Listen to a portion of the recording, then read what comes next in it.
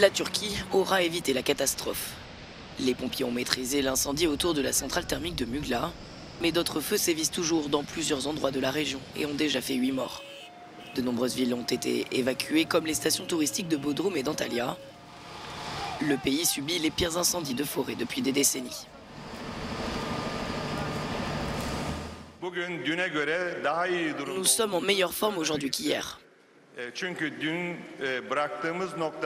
Nous avons empêché le feu de se propager davantage grâce au travail de nos alliés et aux interventions aériennes et terrestres. Mais selon les experts, des vents imprévisibles pourraient à nouveau mettre en danger la centrale qui stocke des milliers de tonnes de charbon. Le gouvernement turc est critiqué pour son action insuffisante face à ces violents incendies. Les autorités ont mis du temps à accepter les aides internationales. En Grèce, les fortes températures rendent la tâche des pompiers plus difficile face aux incendies.